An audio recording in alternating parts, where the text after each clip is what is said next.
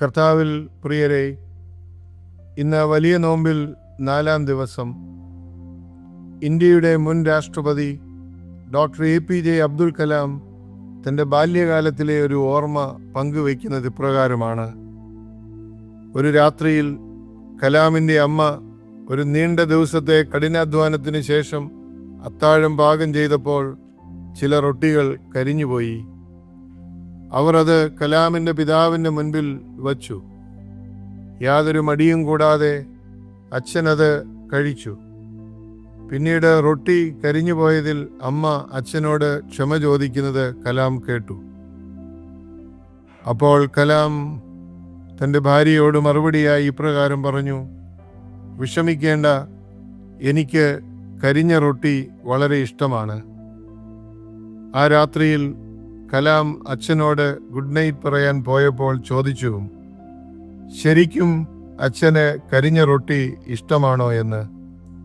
അച്ഛൻ അവനെ വാരി പുണർന്നുകൊണ്ട് ഇപ്രകാരം പറഞ്ഞു: മകനെ, ജീവിതം അപൂർണമായ കാര്യങ്ങളാൽ നിറഞ്ഞതാണ്, അപൂർണരായ ആളുകളാലും. കരിഞ്ഞ റൊട്ടി ആരെയും വേദനിപ്പിക്കില്ല, പക്ഷേ പരുഷമായ വാക്കുകൾക്ക് ആരെയും വേദനിപ്പിക്കാൻ കഴിയും. വർഷങ്ങളായി ഞാൻ പഠിച്ചത് പരസ്പരം തെറ്റുകൾ അംഗീകരിക്കുകയും ബന്ധങ്ങൾ ആഘോഷിക്കുവാൻ മനഃപൂർവ്വം ശ്രമിക്കുകയും ചെയ്യണം എന്നതാണ്. തൻ്റെ അച്ഛനപ്പോൾ ആകാശത്തോളം ഉയർന്നു നിൽക്കുന്നതായി കൊച്ചു കലാമിന് അനുഭവപ്പെട്ടു. ഒരു സ്ത്രീക്ക് കിട്ടാവുന്ന ഏറ്റവും വലിയ സൗഭാഗ്യങ്ങളിൽ ഒന്നാണ് അങ്ങനെയൊരു പുരുഷൻ. പക്ഷേ മിക്കവാറും സ്ത്രീകൾ അത്രയും ഭാഗ്യമുള്ളവർ അല്ല. കറി മോശമായതിൻ്റെ പേരിൽ പാത്രത്തോടെ മുഖത്തേക്ക് വലിച്ചെറിഞ്ഞ് മുഖം പൊള്ളിപ്പോയ സ്ത്രീകളൊക്കെ നമ്മുടെ കൂട്ടത്തിലുണ്ട്.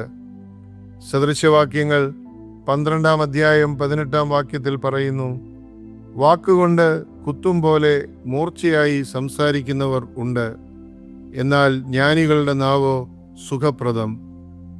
കത്തികൊണ്ടുള്ള കുത്തേറ്റു മരിക്കുന്നവരെക്കാൾ എത്രയോ ഇരട്ടിയാണ് ദിനംതോറും വാക്കുകൊണ്ടുള്ള കുത്തേറ്റ് മരിക്കുന്നവർ. വാക്കുകൾക്ക് ശക്തിയുണ്ട്. പസഫിക്കിലെ സോളമൻ ദ്വീപുകളിൽ മരങ്ങൾ മുറിക്കുന്നതിന് വിചിത്രമായ ഒരു മാർഗമുണ്ട്. അവിടെ മരം മുറിക്കാൻ ദ്വീപുവാസികൾ മഴു ഉപയോഗിക്കില്ല. പകരം അവർ എത്ര വലിയ മരമാണെങ്കിലും അതിനു ചുറ്റും കൈകോർത്ത് നിന്ന് അതിനെ ശപിക്കുകയും അശ്ലീല വാക്കുകൾ അലറി വിളിക്കുകയും ചെയ്യും.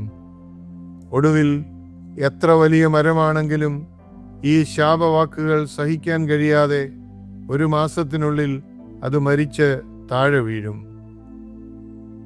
ഈ വില്ലേജുകാരുടെ വാക്കുകൾ, അവരുടെ അലർച്ചകൾ, അവരുടെ ശാപങ്ങൾ ഒരു വൃക്ഷത്തെ മഴുവില്ലാതെ താഴെയിടാൻ സഹായിക്കുമെങ്കിൽ നമ്മുടെ അനാവശ്യ വാക്കുകൾ, ശാപവാക്കുകൾ, അശ്ലീല വാക്കുകൾ എത്ര പേരെ ഇല്ലായ്മ ചെയ്യും എന്ന് ശ്രദ്ധിക്കുക. നമ്മുടെ വാക്കുകൾ എങ്ങനെയുള്ളത്? ജീവിപ്പിക്കുന്നതോ നിഗ്രഹിക്കുന്നതോ? മറ്റുള്ളവരുടെ കൈപ്പിഴകൾക്കും തെറ്റുകൾക്കും നേരെ നാം എങ്ങനെയാണ് പ്രതികരിക്കുന്നത്? കൊലോസ്യ ലേഖനം 4:6 വിശുദ്ധ പൗലോസ് നമ്മെ ഓർമ്മിപ്പിക്കുന്നു: നിങ്ങളുടെ വാക്ക് എപ്പോഴും കൃപയോടു കൂടിയതും ഉപ്പിനാൽ രുചി വരുത്തിയതും ആയിരിക്കട്ടെ. ഈ വലിയ നോമ്പിൽ നമ്മുടെ വാക്കുകളെ നമുക്ക് സൂക്ഷിക്കാം. നാം ഉപയോഗിക്കുന്ന വാക്കുകൾ മറ്റാരുടെയും നിഗ്രഹത്തിന് കാരണമാകാതെ ഇരിപ്പാൻ നമുക്ക് പ്രതിജ്ഞാബദ്ധരാകാം. അതിന് ദൈവത്തിൻ്റെ പരിശുദ്ധാത്മാവ് നമ്മെ സഹായിക്കട്ടെ. എല്ലാവർക്കും അനുഗ്രഹപ്രദമായൊരു ദിവസം ആശംസിക്കുന്നു. സ്വന്തം ഈപ്പനച്ചൻ.